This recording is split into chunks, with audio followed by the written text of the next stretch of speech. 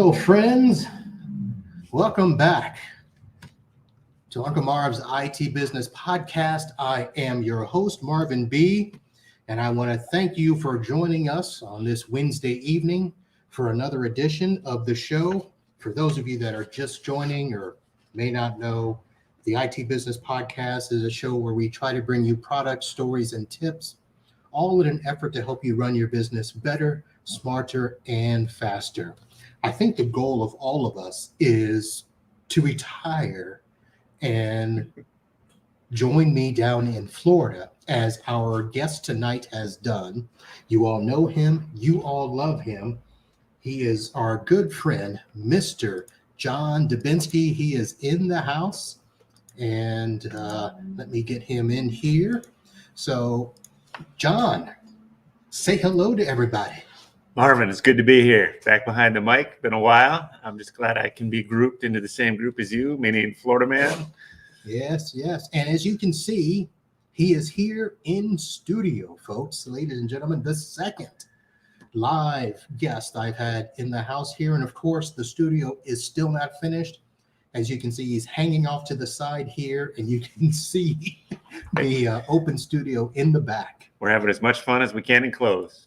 Yes, we are. And you even got to have some time out of clothes in the pool today. I had some clothes on. Well, I invited myself over. He had some work to do, so I figured I'd hang by the pool. Yeah. So John and I will be here tonight sharing stories and hanging out. And if you have questions for John or anything related to the show, go ahead and throw it in the chat there. We are streaming live on YouTube and the Facebook. So we will be able to get chats from both of those. And I'm going to share some Florida man stories tonight and see if some of you can relate or not. But first thing I want to do is let's go ahead and say thank you to our sponsors. The IT Business Podcast is presented by NetAlly, the #1 ally of network professionals around the world. As an industry leader for more than 25 years, their best-in-class tools and software have enabled folks like you and me to more effectively plan, install, validate, and troubleshoot vitally important wired and wireless networks.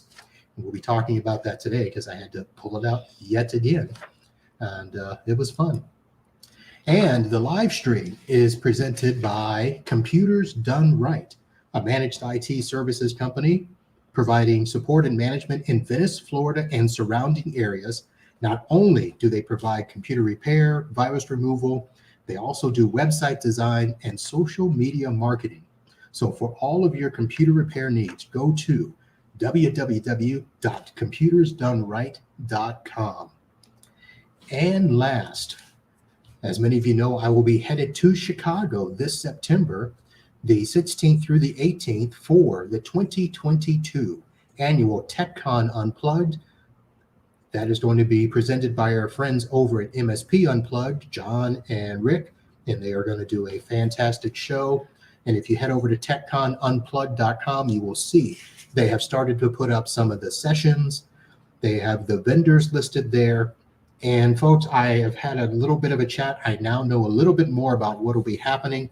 One of the things that you have asked for in past years is to have breakout sessions once again. And that is what we will be doing. Now, I don't know all the details, but John and Rick have, did I say John and Rick? You did. Let's just be concise on this. I will be there, but I have nothing to do with it. That was the problem, is I got so tied up in making sure I announced that John Dubinsky, our good friend, will be at TechCon Unplugged, but Paco and Rick will be presenting that and doing all the stuff there. And yes, you will be in attendance, even though you are retired. What, do you miss us all that much? Well, without a doubt, who wouldn't? Without a doubt. Oh man, that should be fun. So yep, head over to TechCon Unplugged, folks, and I think the ticket sales are right around 50%. So there's still room there. And looky there, our good friend Paco LeBron with his Fat Albert, hey. And sorry about that, Paco. And we hope to have a great show with you this September. So, John, why don't we first start with the fact that you are here in Studio B. How does it feel? Feels amazing. I mean, I pretty much had to invite myself over to get into the studio, but we've been talking about it, connecting for so long. I had a little bit of time this week, and I guess we'll get into all that, what's been keeping me busy and what tech and non-tech things I've been working on. But I kind of give you a call and said, hey, here's the dates when I'm coming. Which ones do you approve? And this is what we worked out. And this is about as good as it can get because, I'm still, for all practical purposes, a solo tech. Nothing wrong with that. No. Been there, done that. Yeah. So this was it. And just so you know, the reason we had to pick a middle of the week time is both of our weekends over the next month or so are quite busy. Not only do I have stuff, you yourself have stuff. So this was the time we could fit in. Absolutely. And it worked out great for me. I spent the day at the pool, so I don't know what you were doing.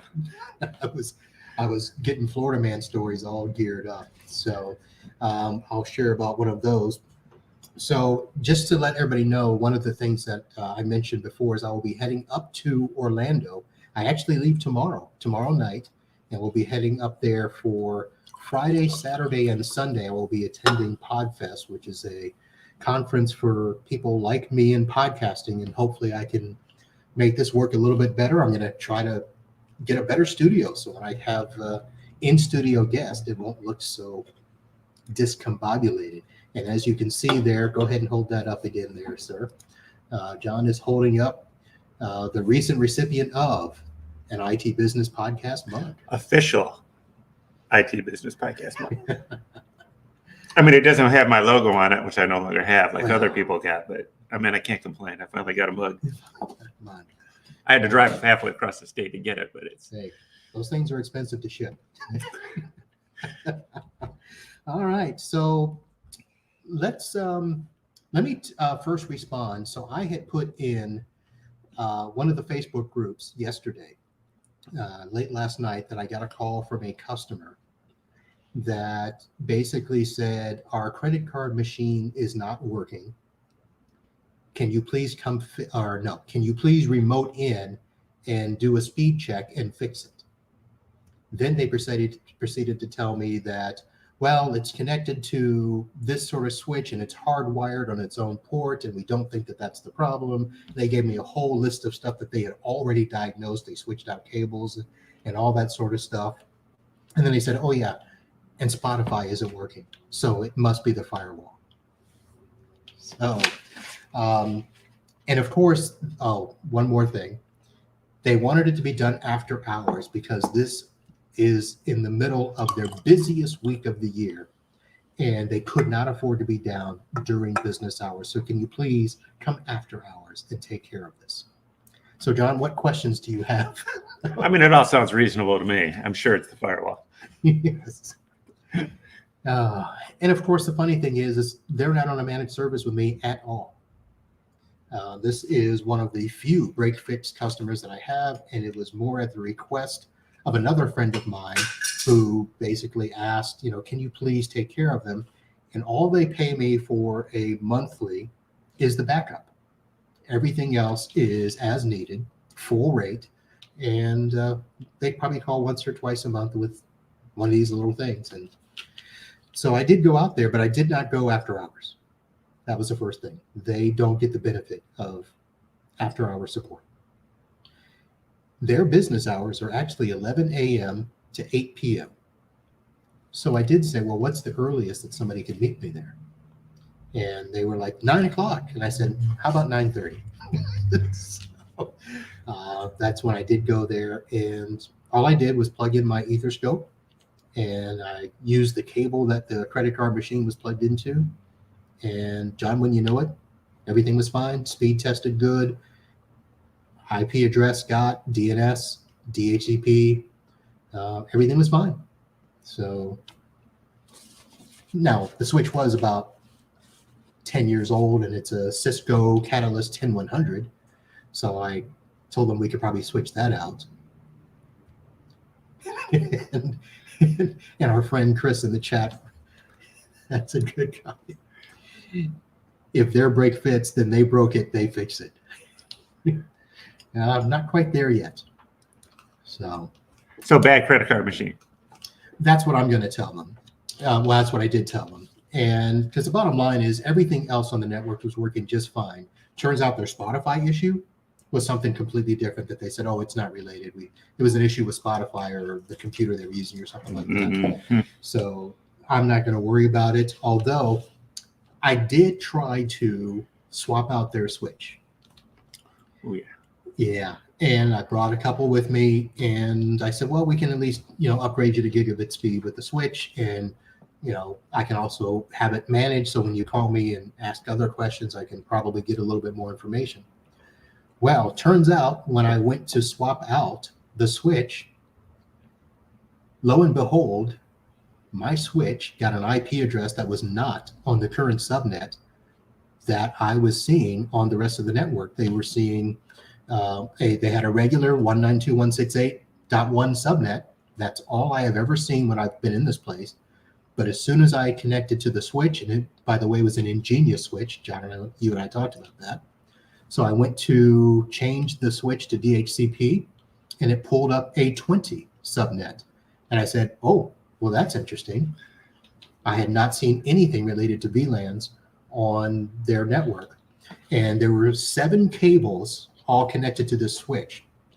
So, of course, the way that this is a store, and I can't tell you what the store is. Oh, that's the best part. But this was in their front cash register checkout system. So it's basically a raised pedestal, and they've got a register on one side, a register on the other, and everything is kind of hand-built wooden structures. And so all of the switches, all of the computers are like tucked underneath the shelves, behind curtains, behind lights. So I couldn't see where the cable was actually plugged into a wall socket or anything. So I just had to literally test each cable to see which one was the uplink cable. And as soon as I plugged in that uplink cable, I found 7 official VLANs and then 1 untagged. So there was a VLAN 2, a VLAN 20, 3, 30, 200, 300. And I have no idea what these are configured for, but they were all coming out of this Cisco Catalyst. Yeah, that's the important part. That's Cisco Catalyst. Yeah. So, of course, I couldn't switch it because it was coming up to 11 o'clock. They were getting ready to open the store, and they were in a panic. We have to be up and running. So I started to hook everything back up. And, of course, what do you think that I did not do, John, before I unconnected the Cisco switch? Before you unconnected the Cisco switch? Yeah, because I had unplugged it to put in the. Oh, ingenious. you didn't remember which port you unplugged from. Oh, been there. It was a 48 port switch. Well, it's only 47 choice. Well, no, you had a couple there, so 7. So you only got about what, 38? Right. Okay. And there were only 6 cables, so I'm like, no big deal. So I didn't know which port was configured for the uplink, because turns out they had configured you can only plug that uplink cable into 1 port. And what's the kicker of the whole story? You got to document before you destroy. No, I was going to go back that they don't know what the password is to the switch. Oh yeah, that's what. Yeah, that also ended up being the problem. Where first of all, I wasn't going to have enough time to swap this out before 11. But when I called the owner to ask him, if you had the password to the switch so that we could, figure out later, he goes, oh, I don't know. And he said, and the previous IT effed me again. That's all he could say. So needless to say, their sale ends this week, and then they have a big event this weekend. So after Memorial Day, we'll call them back and schedule a time and figure out if he can get the password for the existing switch, or if I get to rip them out and put my own stuff in and then configure VLANs proper, as far as I could say. So that was fun. That just brings up an interesting point that Catalyst is an interesting piece of gear that's, capable of doing DHCP, doing some DNS, acting as a router in some instances, depending on the model. So, it's just interesting that, they probably hired somebody that knew a lot about Cisco Catalyst switches, and they came in and put that in for them. So it's interesting. Well, the owner made the point of saying that he knows that this guy came in and set up the network with the specific intent of making sure that nobody else could come in Nice. and troubleshoot it so that they would always have to call him. Thanks for that. So it'll be fun. So I'll probably get to sell a couple of switches. It'll be nice. And then I get to configure the VLANs and then deal with their wireless. And then you'll have documentation, and then anybody else that comes behind you 10 years from now when you're finally hang it up, they'll be able to take care of it. They will. They will. Okay. So I should also do another thing and go back and do an acknowledgement. So last episode, when I had talked about using my Etherscope and being able to send out reports to either the client or, in my case, send them out to another MSP because they were doing a discovery in an effort to get a new client, one of the things that I talked about was sending them a Visio report that neither one of us could open because neither of us had Visio. But I instead gave them access to the NetAlly Link Live where they could go in and see the full topology. And my good friend Vaughn sent in an email referencing show 403, where I talked about not having Visio to open NetAlly reports. And he mentioned draw.io is a free online or downloadable application that purports to open Visio VSDX files. So thank you, Vaughn, for that. And I have not had time yet to go do that, but I will. And it's actually a pretty sweet downloadable software. If you guys hit diagrams.net and you can download it, it actually integrates with OneDrive and SharePoint, if you're going to do some things with that, or on the Google side of the house, there are programs to do that as well. And if you're using Atlassian or Notion, the note-keeping app, it also integrates with that. So it's shareware, open source shareware. It's on GitHub, I believe. So it looks like a pretty cool program. All right. Thank you for that, John. So since you were able to come in and help, that was some very quick Googling you did there on your phone. I thought you weren't doing tech anymore. Well, let me first start out by saying that the opinions I expressed tonight are not that of my employer. It's corporate overlord, my wife, or anybody that knows me. We'll just start with that. But I am not doing tech anymore. If we want to start there, I do not have any tech-related job. I guess you could say maybe I'm doing a little bit of mentoring for a couple guys that we'll call them juniors, but not from the aspect that they're bad, simply that they're younger than me.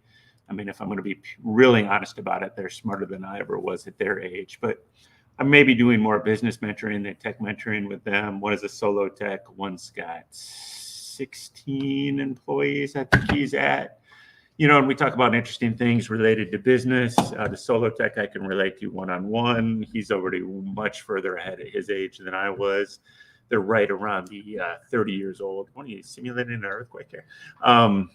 Just proving that we're live. He's already way ahead than I am and on the right track, in my opinion, in his business as a solo tech, or I think we're calling it lifestyle business now, which is, we can talk about that later. I hate that term. But the other one with 16 employees is just doing some interesting things over maybe the past 2 or 3 years that, I've been watching him and talking to him about his business. He's really changed and done some interesting things. And Marvin, you and I talked about it. I mean, he's put everybody that was on salary back to hourly, which he's using for some instances to change the scheduling of his employees. So he has people that come in from instead of working the 9 to 5, they work 1 to 9. He incentivizes them to work over 40 hours versus salary work, getting time and a half over that 40 to do project work. So that if there's always the opportunity to make more money. I mean, there's just some really interesting things he's doing in his tech business, turning it into something versus the standard 9 to 5 business where employees have a lot more, opportunity to make an impact, to make more money, to change their lifestyle and to work how they want to work. If, they're a morning person, they come in at 9. If not, they can come in at 1. They can work a 4-day versus a 5-day. That's just really, really interesting to me on some of the things he's implementing and how he's going about it. Tech related, about the only thing I'm doing tech related now is managing my smart home. A lot of people know that when I moved down to Florida, I moved over to the evil side, meaning Apple from Android, which I've actually really enjoyed. If we want to arm wrestle, we can arm wrestle up at TechCon about which is better. But, I'm really embracing HomeKit, doing a lot of stuff with HomeKit and that sort of thing around the house. Not too much, because whatever I put in, the wife has to approve and be able to use. So that works out well. But on the personal side, being down here, not being a boater, golfer, fisherman, or any of that, I needed something to do. So I took a job. So I am delivering smiles 4 days a week, actually 5 days a week, which means I'm delivering Amazon packages. And feel free to put anything in the chat if you get any questions. Yeah. If you have Amazon related logistical questions, I've got your answers, buddy. I'm living it day to day. We talked about that and the joy that I've had with Amazon deliveries, and it's quite interesting to hear from the other side. I don't know how much you can tell us, John, and not get in trouble, but it's pretty interesting. I don't think I can tell you anything that you probably couldn't research and find out yourself. But, having lived it, and, my average day is 8 to 13 miles is what I walk according to my Apple Watch. So, it's just really interesting, being on the delivery side. If I was going to talk to you as a customer that's listening to this, is make sure I can see the address on your damn house, remove everything from your front porch and patio, make sure your screen door works. And how about some lights at night? That'd be really nice. But other than that, it's a pretty good job. So we talked about a couple of incidences where, for instance, one, as a business, getting an Amazon package delivered after hours. My thought is that Amazon should stop delivering to businesses at 5 o'clock or 5:30 and only deliver to houses afterwards. But about a month ago, I had a delivery that was meant to go to my mailbox, because even though I have a physical space here, I still have a UPS store where I have packages sent to, for a couple of reasons. One, in case myself or the wife or another person is not here, I want packages to still get delivered. And two, if I'm not here, I don't want her to have to worry about, lugging big, bulky packages. And sometimes I'll get them delivered here, but most of the time they go to the mailbox. So it was 6:30 at night one night when I get a call about a delivery driver who showed up at the UPS store and said, "Oh, you're closed." I said, "Yes." And he asked, "What do you want me to do with the package?" And I'm like, "What do you normally do with the package?" And I thought you just take it back and try to deliver again. But apparently that's not always the case, is it? Well, let's sort of start at the beginning. All right. So you go to the Amazon page, that is the Amazon company. When you see the Amazon trucks out on the road, that is actually Prime Delivery. Prime Delivery, when you see a truck with an Amazon logo, is actually run by separate entities called DSP, Delivery Service Providers. So when you order a package from Amazon, it might come from Prime Delivery, but it also might come from the post office, FedEx, UPS, or an oversized freight company, depending on what you're ordering. So keep in mind, the level of effort intended to get that package to your front door will depend on the vendor delivering it and all the way down to the individual. So what you experienced, Marvin, was probably what's called a flex driver, somebody that is independently delivering a package out of their own personal vehicle, not unlike Grubhub or DoorDash or something to that effect. All right, so what happens there is that when a flex driver tries to deliver a package, if they can't deliver that package and they bring it back, they will not get paid for that package. So that's actually a driver trying to make a little extra effort to deliver that package. Now, what happens on my end as a DSP driver, I don't know, Amazon in its infinite wisdom in their system will show that the business is actually closed, but that package is still on my truck and on my route. So I still need to go to the business. Even though I physically already know it's closed, I still have to go to that business geographically because I am tracked via GPS and make an effort to deliver that package, which means I have to reach out and try to contact the customer through our system, which I think is great. I mean, from that aspect of, that intentionally means that whoever has that package in their hand is doing their best to get it to you. The kind of thing that kind of backfires, and I guess we could tie it back to a tech-related discussion, is it's kind of wasted time when the driver and the system already knows that business is closed. Why is it on the truck? Why did it get sorted? And why is it on the truck in the first place on my route? And second of all, why am I going off route for 20 minutes to deliver this package when I already know it's closed? So, well, that applies to Saturday and Sunday delivery specifically, because I know that I would put my business hours as Monday through Friday, but I will get packages delivered on a Saturday or a Sunday. Now, luckily, at the UPS store, they're open, so they'll take those packages, but most businesses aren't open. Well, the funny thing is, Marvin, even on my route, the United States Postal Service is an Amazon delivery partner, but yet I will actually sometimes have packages that I take to a United States post office and hand off to the post office.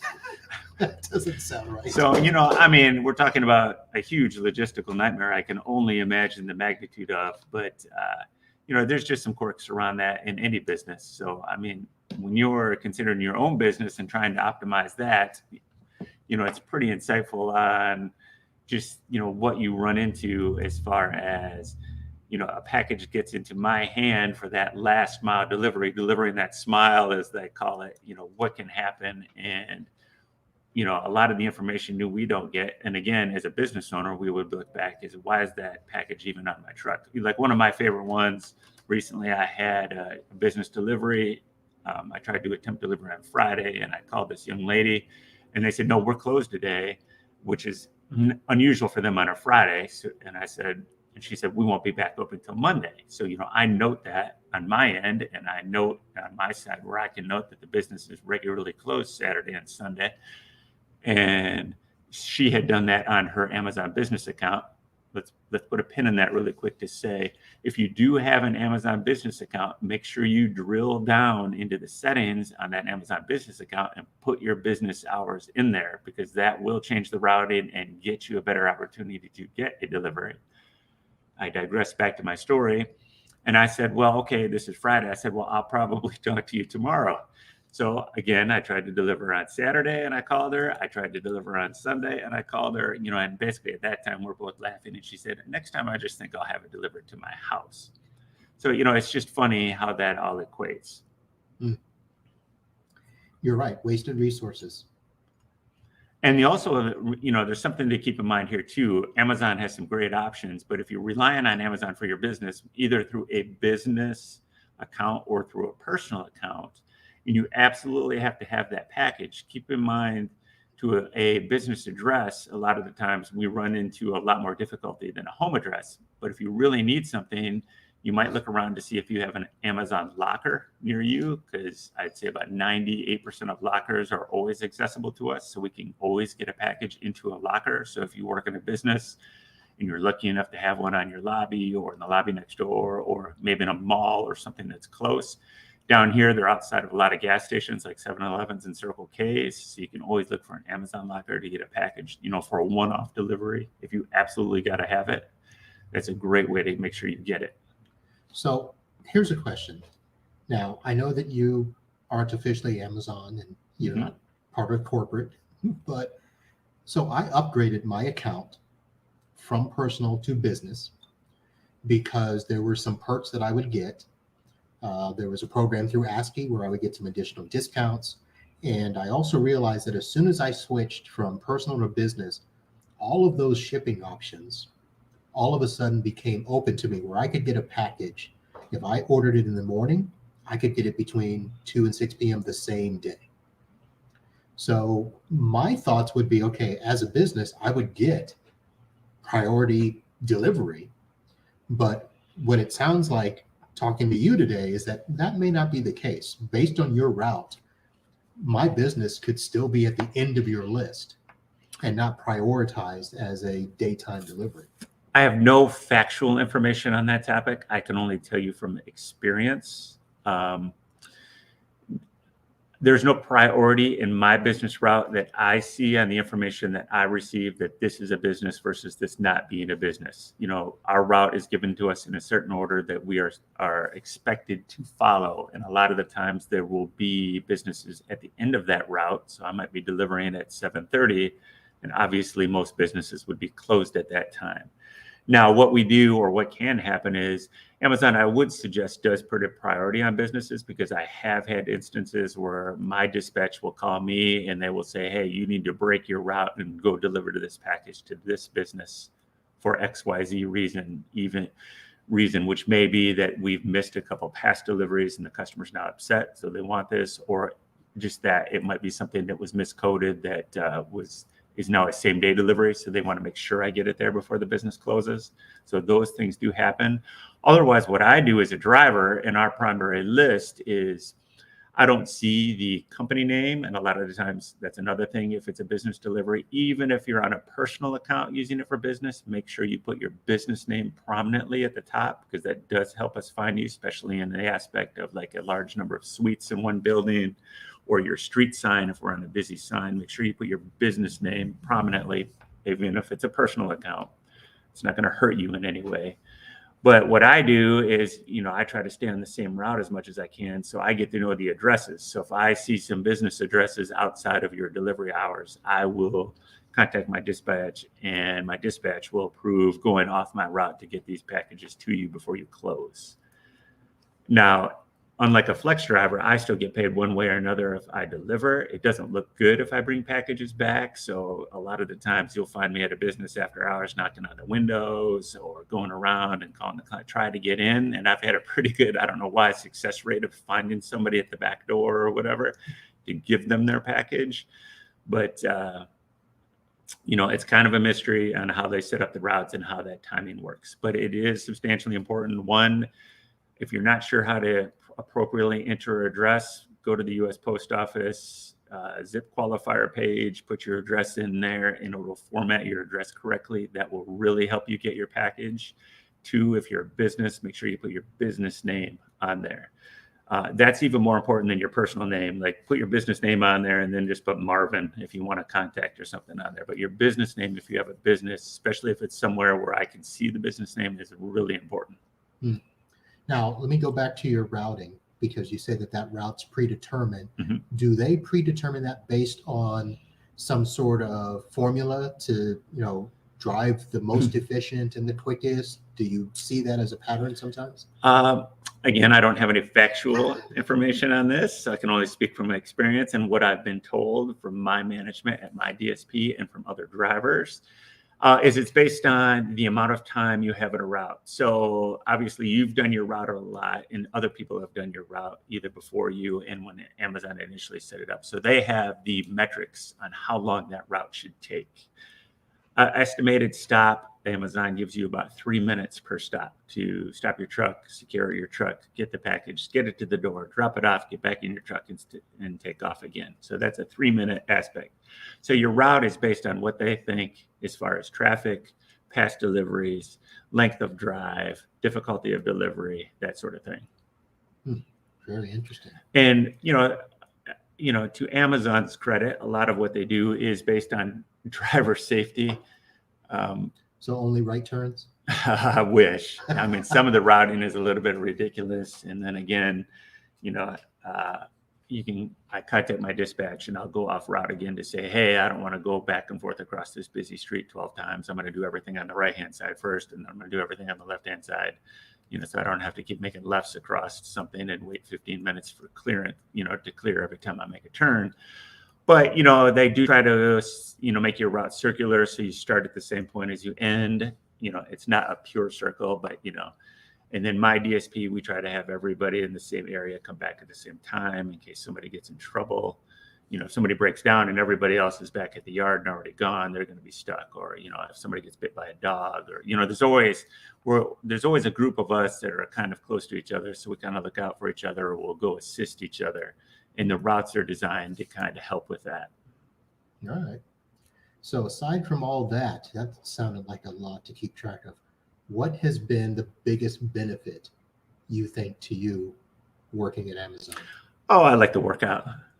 I mean, down here, it's great. Every day is a day in paradise. Worst thing I have to do is deliver in a monsoon and try to use, the cell phone or the phone they give me to try to deliver packages, wet. How it is down here. Sometimes it rains so hard, I'm out there standing in it, and the water is knee high. It's almost comical. It makes me laugh. Then I think back and think, well, at least I'm not in Michigan or, Illinois. Hi, Paco. With 4 feet of snow and below 0 temperatures and that sort of thing. Or Joe, hi, Indiana. Or that sort of thing. So yeah, there will at our part of the state, there will never be snow. At least, let me rephrase that. I hope to never see snow in my lifetime. I mean, if there's snow down here, we have bigger climate issues than everybody thinks. So That is true. That is true. All right. Well, that has. No, but I want to go back. It's really important. Yeah. Especially, look at your neighborhood.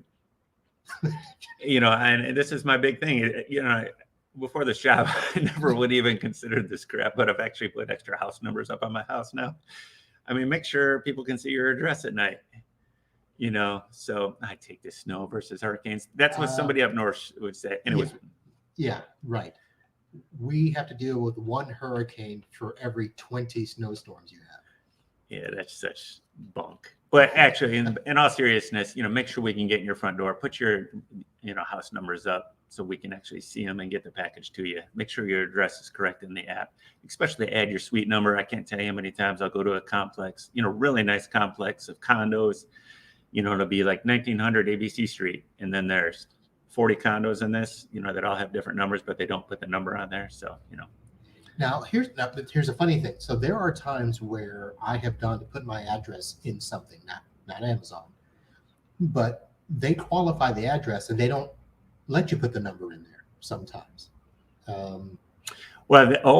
Thank you, Marvin. You just fed right in. I'll have Amazon send you a check. So in that case, in the Amazon app and in a lot of other, there is a notes field. All right. So this is extremely important for home or business delivery. If you don't want us to put your package somewhere, if you prefer your package, if you prefer me to put your package somewhere preferable besides somewhere else, if you know where I'm going, put it in the notes. A lot of things changed pre-COVID to post-COVID on how things are delivered. We used to ring the doorbell on every delivery. We do not do that anymore because of work from home. So if you want me to ring your doorbell when I deliver a package, put it in the notes. I have some people that put a little bucket outside and say, put my package in the bucket.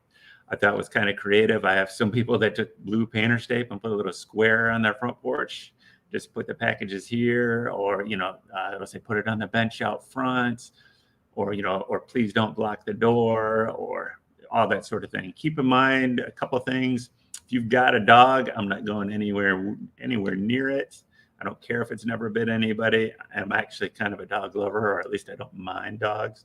But, I'll be the one that it bites. So, keep that in mind too. But anything like that, if you can't get your suite number, or if you live somewhere very awkward, like I got to go down an unmarked street in a dead end and go around the corner, put it in the notes. Otherwise, you can't expect us to find it.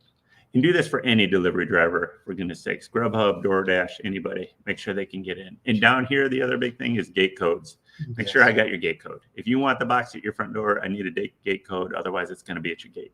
I was going to ask, because we have a ton of unmanned communities. So do they give you the correct gate code? And for the ones that even are manned, it used to be that you guys got waved on through. I got to imagine that that's not the case anymore, right? No, my route, actually, I deliver to a lot of what I would call higher end neighborhoods. And I know most of the security guys now, so I do get waved through. What I'm seeing down here now is a big twist is a lot of them will just have one manned gate, and the rest will be an automated gate where you have to push a button and there's a camera and you talk to a security person. And I just flash my Amazon ID and they usually let me through. But there's also the gates that, to get into community, that they're just the numbers.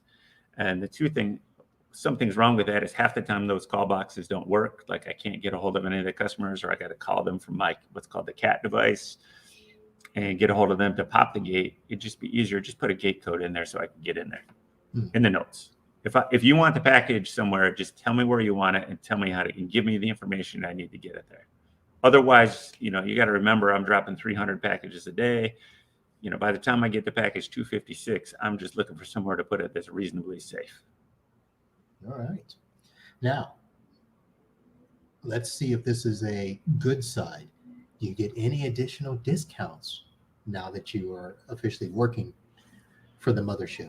I do not. The nice thing is they do provide us with the uniform. There's no out of pocket for the uniform. And Amazon corporate gives us one free pair of shoes from Foot Locker? No, from who's Amazon own? Help me out, chat. I don't know. The shoe company. They own a shoe company? Adidas? No, they're a reseller for a bunch of different brands. It'll pop up in the chat. Zappos. Thank you, Zappos. Paco. Yeah, Zappos. So we get a free pair of shoes, which isn't enough, really. What's a Zappo? Zappos is they sell all sorts of brands of shoes, but they're owned by Amazon. The great thing about Zappos, guys, if you don't know this, is you can buy a pair of shoes and wear them for 364 days and then return them. So if you don't like a pair of shoes after a amount of time, they have a very liberal return policy, which I have used. No, I didn't wear them for 364 days, but I did return a pair of boots that I didn't wear for like 3 or 4 months. Are they regular shoes? Like, can I buy Jordans there? Oh yeah. Nikes, all the name brands. Okay. All the name brands. Zappos. Yep, Zappos.com. My wife will probably chastise me for not knowing that. No, that's real. But back to Amazon, they do provide us with a pair of shoes every year, which, it's nice. They don't have to do that. All right, that's good. And, as far as hourly wages, Amazon delivery, I would suggest it's a pretty hard job. I mean, the turnover there is pretty high, but they do pay pretty well. Well, I like all delivery jobs. I mean, so when I first opened the business and at the UPS store that I was at, actually it was mailboxes, etc. at the time, I knew the delivery guys because it was the same guy for like years. And then when I got to the other business, we had a lady that delivered for years. So how many years do you plan on doing this? Well, until it's not fun. I mean, that's the honest answer. I mean, I don't need to have the job, but it keeps me busy, it keeps me active. I work with a bunch of kids for the most part. That's the way it is at the house. Huh? You got to get out. Yeah. She probably doesn't want me around 7 days a week. So when I'm around 3 days a week, retirement's not what it was talked up to be, is it? Oh, look, I'm blessed. I'm 50 years old. I'm retired. I can do whatever I want to do, really. So I really like the physical aspect of it. I work with a bunch of kids, so it's kind of interesting. I mean, Marvin, if we really want to brass tacks this is like one of my few real jobs I've had in my life because I've been self-employed, been my own boss. Marine Corps, maybe had a couple jobs before that. But as far as had a corporate job out of college for like 2 years, but I've never had a lot of hourly jobs in my life. So just kind of an interesting experience. I came down here, I worked at Lowe's for a week. For 2 weeks. I made it at Lowe's for 2 weeks, and I got some stories about that. Couldn't do the equalizer thing, and that's good. No, that just wasn't. That was all right. Moving on. So but no, that's it. We'll circle back to that on the next podcast. At some point, you're going to have to try golf. I mean, I've golfed before, but your side of the state has the most golf courses per capita than any other place in Florida. Maybe we'll add the way I feel about golf to the show notes. Have you ever watched the Robin Williams when he talks about golf? He has a whole skit about golf. All right, we'll add that to the show notes. Anybody that's interested, go out to YouTube, not now, after the show, and do a search on Robin Williams on golf. That's the way I feel about golf. Totally uninterested in that. All right, because I was going to try. I mean, if you guys want to come over, we can go do some paintball. That sounds good to me. Maybe get Rainy up and Pago down. Doesn't and your Rick. development have a country club over there with a nice golf course? I want to try that. No, let's go do some paintball. We'll get Matt up. He can bring some donuts. Get Rick and Paco, Kyle, Kenyon. I mean, we'll just go out and do some paintball or something fun. So here's what we'll do. We'll have a meetup here. Okay. So when I purchase the rest of these properties so that we can have some space, I've got some apartments across the street for sleepovers, so you don't have to stay in a hotel. And then we can have East Coast, West Coast. We'll, jaunt over there. People can have their feet in the white sand. All right, I'm up for that. That sounds better than golf. Paco says he's down for paintball. Yeah, that's better than golf. I don't know. I think I'm too old for paintball. But overall, you always hear about Amazon in the news about, I've never been treated badly by Amazon or my DSP employer. If I had to complain about anything, it's the same repetition about safety and all that, which I get, which they're big on. Even down here with the heat, they get assigned to us about that. And listen, I have nothing bad to say about Amazon except some of the companies that sell through Amazon and do crappy packaging. That's my issue, is that when I see hard drives coming loose in a box, or stuff not properly cushioned and just put in one of those paper envelopes. I mean, that's not the way you send hard drives. Okay, let's be honest. If you're going to order from Amazon, and this again is my personal opinion, there's a couple of things you should try. First, one, if you're going to order anything, make sure it's Amazon Prime, and then make sure it's free returns, no matter what the reseller. I wouldn't buy, personally, I wouldn't buy anything on Amazon that is not that. That just opens a huge opportunity of absolutely no hassle for you. Second of all, for your staples, you should look at a Prime delivery day. There's two things you can do. One, you can set your delivery day in Amazon. So our delivery day is Tuesday. And then if you choose, instead of when you order something, having it come next day or in your 2-day, if you choose your delivery day, watch your options and you can get digital credits. So right now I have like $35 in digital credits, which I'll spend on getting free movies and stuff like that. So what that does for a driver like me, is instead of visiting your house every day, I can visit your house once a week with all your packages. Plus, you get a little benefit for that. So let me stop you there, because Sure. I've seen that in there, and I've seen where they've given the option of, do you want to have everything? And I've never understood what Amazon Day is. So in your settings, you can drill down into your settings and Right. say, my Amazon delivery day is Tuesday. But is that something you can set for yourself, or is that an Amazon setting? No, you can choose whatever day of the week you want. That I want all my deliveries to come on this day as my day. And you have to select that Okay. per delivery. Every time you order, it's not going to automatically happen. But what it'll do is it'll search, it'll use its algorithm and say, okay, maybe this package is in California. Instead of us overnighting it to you to get it to you tomorrow, let's say this is Friday. They'll say, hey, we'll deliver this to you on your Amazon day on Tuesday instead of Saturday, and we'll give you $2 towards an Amazon Prime Video or something else. So, if you order quite a bit from Amazon, and you can even gamify the system a little bit and, don't order right away, maybe get a couple things in your cart and you can see that reward go up from $1 to $2 to $3. The other thing does that make sense? But yeah, it makes sense. I've seen it in there and I'm just like, no, I want it tomorrow. Right. Well, it depends on what you need. If you don't need it right away, why not get a couple bucks towards a movie? The other thing that most people don't know about or don't realize is you can have what's called subscribe and save. Yeah, I do that. So a lot of people use this, and I see it a lot on my route where you can buy your staples. Oh, actually, you can buy anything you want, and these are a monthly delivery. So you can get your toilet paper, your paper Yeah, towels. but it's not just monthly. You can actually, if you want it 3 weeks, every You can 2 have a weekly. months, You can have or a weekly. I mean, yeah. So you've got all the options. So what will happen is if you get 5 items in a subscribe and save order on a regular basis, whether that be weekly, monthly, however often you want it, you can get a 15% discount off of everything in that cart. Now the discount varies 5 to 15%, but you'll get a discount on that. So, if you're ordering toilet paper and you want to deliver it every month, why go to the store and get it when I can deliver it for you and you can get 15% off the already good Amazon price.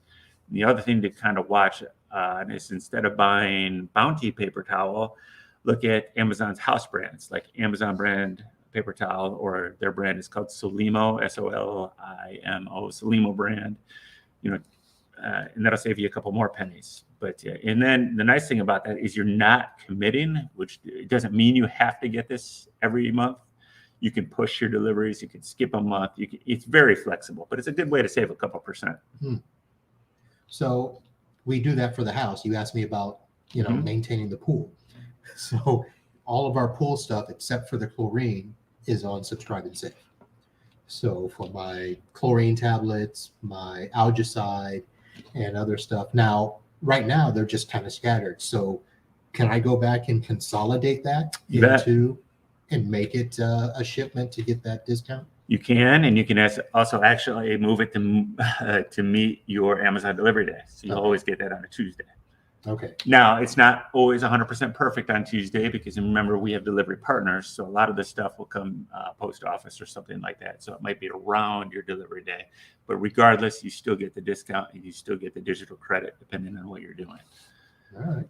So yeah, that's a huge win. And I see that with a lot of businesses I deliver to where, once a month I know I'm loading the boxes on the truck and I'm like, oh, here's ABC company, and it's their toilet paper, paper towels, soap, and all this other stuff that I know I'm delivering once a month because I see it every month. Interesting. So since I had a whole nother topic we were going to go over, but the Amazon stuff, this is actually, I think, more beneficial to people because now you've given us money saving tips. So what is, well, let me give you one more. Go ahead. Before you move on. Okay, so if you, and this one you got to be a little bit careful with because sometimes I don't advocate this, but if you're responsible, I remember back when I was running my MSP, I used Amazon for a lot of gear. So I got the Amazon Prime Visa card. It's through Chase Bank. And we were always dedicated that we paid that off every month. But 95% of the items you buy on Amazon and use that card, you get a 5% rebate back as Amazon money into your account. So if you're buying a lot on Amazon, that is a good way to get free money back on Amazon. So that's another tip that I would look into if you're what I would call a heavy Amazon shopper. So I've looked at that as well, and I didn't want it to conflict with my Hilton card because. Well, you got to remember where the points are important to you. If you're more of a Hilton person or you're trying to collect airline miles or something like that. But, I was spending a lot of money on Amazon. So, I mean, it paid off in dividends for us big time. Now, when you say it gives you back in Amazon, so they're basically Amazon reward points. Amazon, it's actually money. You get 5% back in dollar value for more Amazon purchases. And you'll just see that as a credit that you can apply to a future purchase. Okay. All right. And that will add up. And believe it or not, it's actually a really good Chase credit card, meaning that, a lot of times if you, I see Paco's in there. Capital One Spark does some reward points and all that, but I haven't found anything. 3% Paco says. I haven't seen anything as high as Amazon, which is 5%. It is actually a really good credit card as far as like rental car coverage and other things. It is actually probably the primary card we still use to date for a lot of the features behind the scenes that it has. All right. So here's the reason that I kind of didn't look at any additional stuff. Like I mentioned, we switched to the Amazon Business, and a lot of that was based on the fact we were supposed to get more discounts. I have no idea if I'm getting the discounts, but I do know that those delivery options are much better. However, when I joined Amazon Business, I lost my Amazon Prime Video.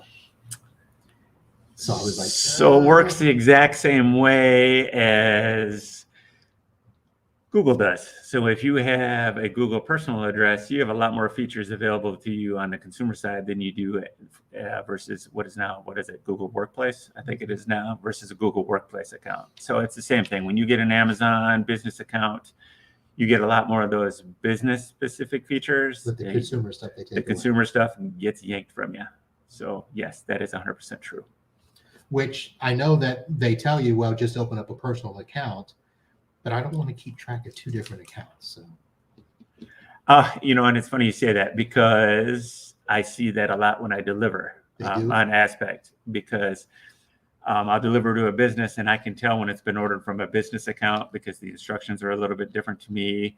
Or where I really see it is when it's on personal accounts, and maybe I'll just make the assumption that it's like a husband and wife, and the husband orders something and he chose garage delivery, which they have, and then the wife will order something and will forget to choose garage delivery. So what I have to do, I have the delivery to the same house. I put one thing on the porch, and then the next delivery, I open their garage and put it inside the garage. So I do see that a lot of the time when people have multiple accounts and they get them confused. So the other reason I did not do it is because, so for those of you that have been longtime supporters of the show, you know that I've got the Shop Amazon where, if you click on our link on the show page, that, every purchase you make when you click that link will get something back. So I know that other people have had that Amazon store ripped from them because of improper use. And one of the improper uses is that you're not supposed to do personal shopping. Like I can't buy stuff for my business and my house and have it count towards my Amazon store and double dip on the return. So I've tried to be a little careful with what we order. So that's the only reason I haven't opened up a separate personal account, because I didn't want Amazon to think, oh, you're trying to double dip. So, Well, there's a couple things I know on that side of the house too, but to be brief, the biggest things I see there are if you're going to use an Amazon link, you can't just advertise the Amazon link. You have to get people to come to your store and individually select items from that store. A lot of people get in trouble by just advertising just the link, because really what Amazon, and I think that's kind of a crazy rule, and that's my personal opinion, but really what they're trying to do is just drive people to the Amazon site, in essence. What I found with that is you can use the link if you're doing it in, say, like a blog, Right. which the show page for podcasts are considered blogs. So I can do it there, but you can't share it in an email. Right. And you can't put it on an open Facebook page. It has to be in a private group. And even still, they really don't want you to do it. But if it's behind a private group, meaning it's not public, then you're okay to do it. But you're not supposed to put it in a newsletter or in a regular email. Well, and I agree. Yes, you're absolutely, that's 100% right. And what you would really want to do behind that is if you want to drive people to your Amazon store, is use a subdomain or something like that that gets them to your front-facing Amazon store. You can do that. I do know that. Well, we'll have to check on the subdomain, because I do know somebody that did that and it got yanked from them as well. Even when it just wasn't a purchase link, but it drove them to their Amazon store? Yeah, because Storefront? what they did was they made their link in actual, abc.com/Amazon. That took them to the store, and that did not work. So I didn't know any. That's interesting. So yeah, a lot of nuance there. So I'm not going to claim to be a pro on that. So unless you can do an amazon.abc.com, maybe that's legit. I'll have to check into that. And the last tip I would give is it's an easy way for using Amazon for you to help somebody else with making little to no effort. We all know how to support other podcasters, but the other thing you can do is you can also choose what's called an Amazon charity. I think my wife and I use Gift Kids the World, but what you can do is you can associate your account with an Amazon charity, and there's literally, I don't want to say thousands, but at least hundreds. And what you can do is assign your account to a specific charity, and then they get a % of every purchase you make. Just kind of like buying from somebody else, where you might benefit them as a podcaster or something else. You can benefit a charity by doing that. So why not? I mean, if you got a favorite charity, or if you want to try to give back to somebody, it takes you 2 seconds, and then you can kind of feel good about everything you buy. And the place where you can actually go to start there, and I'll have the link in the show notes, is smile.amazon.com. So that's where it'll take you, and you can get started, and it lists. I'll have to sign in. Yeah, I don't know how many are out there, but there are just a ton. And there's a search system. So if you're into, like we do Give Kids the World, which is kind of like and you can pick, pets and animals, faith and culture, arts and culture. Yeah, veterans, healthcare, education. And there's all the programs that you select that you can go and select and do. So if you're a not-for-profit, or you have a fundraiser or something that you can do, get yourself listed on Amazon Smile.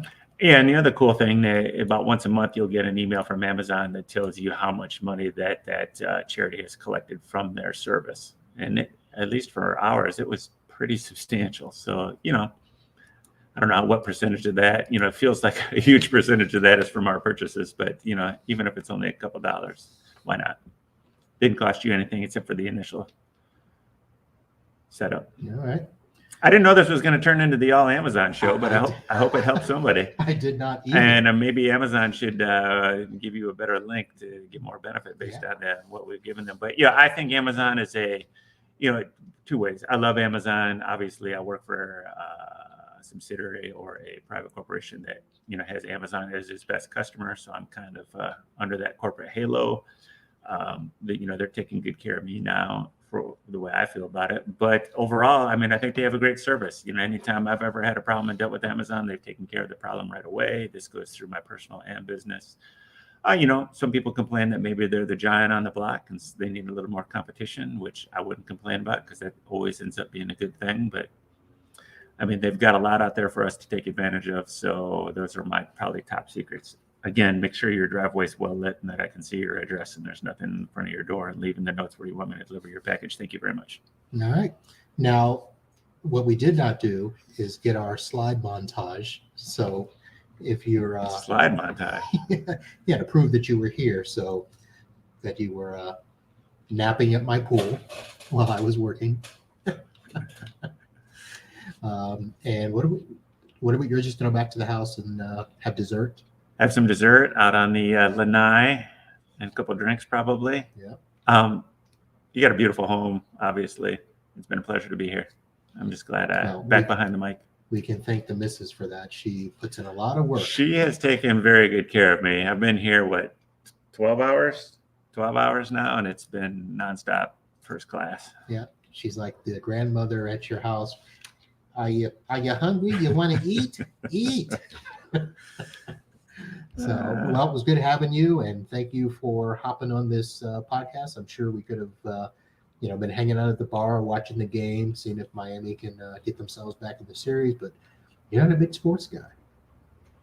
Don't have time for sports. I'm not delivering smiles. If I, to end this thing, I got a shout out to everybody that was, is in the MSP Unplugged group. I miss y'all. I could mention about a ton of names, but I'd miss something and feel horribly bad. Tech Tuesday, guys. I miss you guys too. Hope everything's good. And I'm really looking forward to everybody getting a ticket and seeing you at TechCon. That's going to be amazing. It's going to be, to correct the beginning a little bit. It's Rick Smith and Paco LeBron are doing all the work this year, and they're making, as far as I know, and from talking to Paco, they're making everything we did in the past, which was awesome, look like, secondhand. But I'm really looking forward to going and just being a spectator and actually being able to spend some time with the guys and not having any and gals and not having any responsibility. So, all right. So, yeah, thank you for that. We will start closing the show by reminding everybody to head over to techconunplugged.com. And, folks, there are still tickets, and Paco has given us the ability to give you a discount. So if you go to that and sign up with ITBP 75 off, that gets you $75 off of the ticket price. So again, ITBP 75 off when you go sign up for the show. Thank you guys very much. And that's going to do it for this episode of the IT Business Podcast. Head over to the website to check out the show notes and review any previous episodes that you might have missed. And definitely I'm going to have to put everything we talked about here in the notes to give you links. Smiles.amazon.com and all of the tips that John has given you to save money and make sure that your package gets delivered directly to you. So, folks, we'll be back. As I mentioned, I'm going to PodFest tomorrow. I will be back next week with a show. I have a brand new vendor in the channel. They are definitely going to be somebody you're going to want to hear about. So I'm not going to jinx it and give you the name, but they will be back. And then we will be on to the Summer Tech Series and the Synology Show, all coming up here on the IT Business Podcast. Thank you, folks. We're going to go get a beverage. Have a good night. You do the same, and we'll see you next time. And until then, holla. Holla.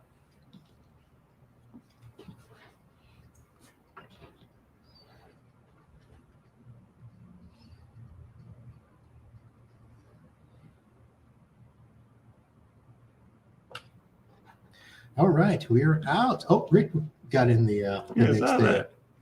Says miss you too. And what is that Paco did? I don't know.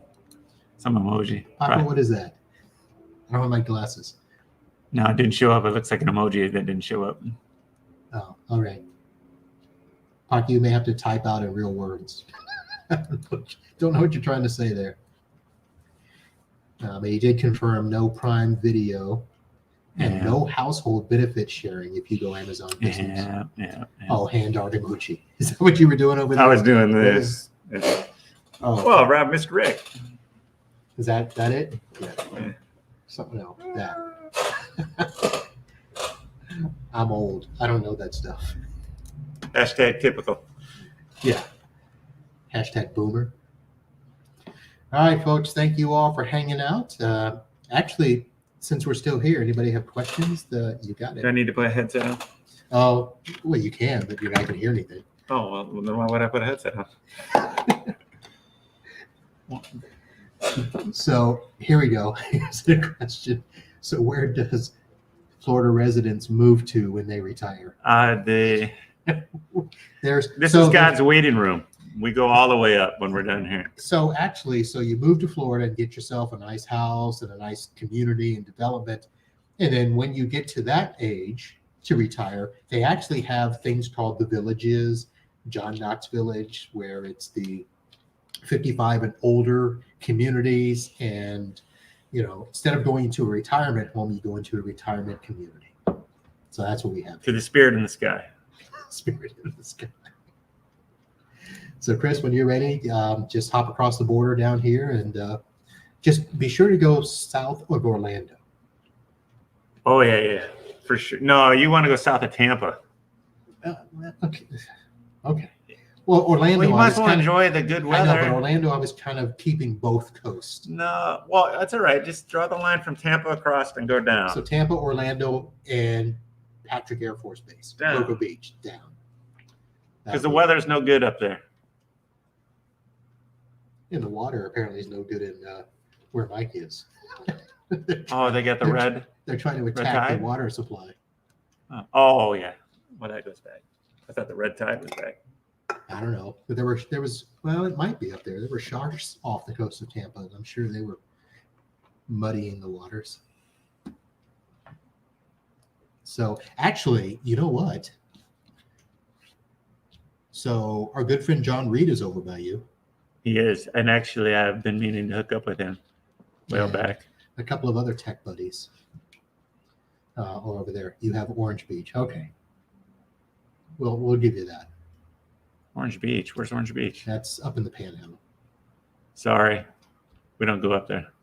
That's way far too north. It could be like 10 degrees colder up there. That's spring break territory. I don't want to be around those kids. Yeah. Although App River is in Gulf Breeze, which is up near Pensacola. That's a nice area.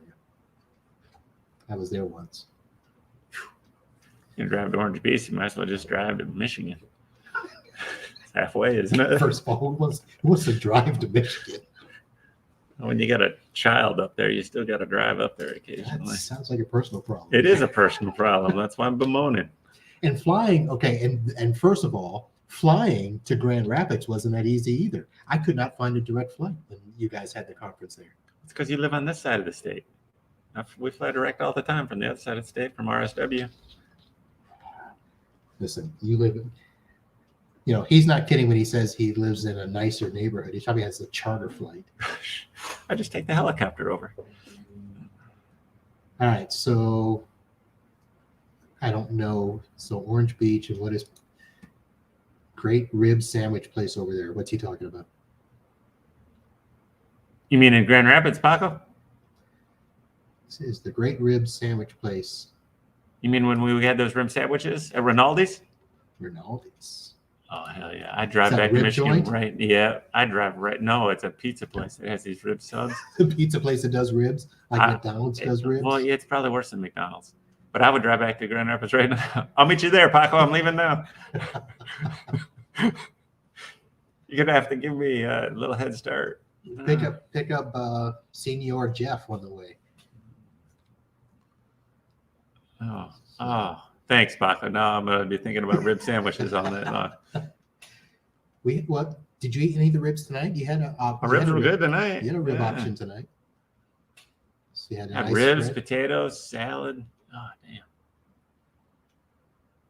damn. Good to hear. Yep, good to hear. El Jefe is doing well. Yep. You got to get him to come to TechCon? Oh, good question. I mean, last time I talked to him, he said no, but you know how moody he is. Okay, did you ask him or did you ask him? Negative. Yeah, that's about the response I got. All right, well, I think all the regular usual suspects will be there and should be good. All right, folks, we're going to have to head out here and Yeah, get dessert waiting. yeah, we got to go. she's texting. Dessert's getting cold. So thank you guys for hanging out. And we'll see you next time. Thanks, everybody.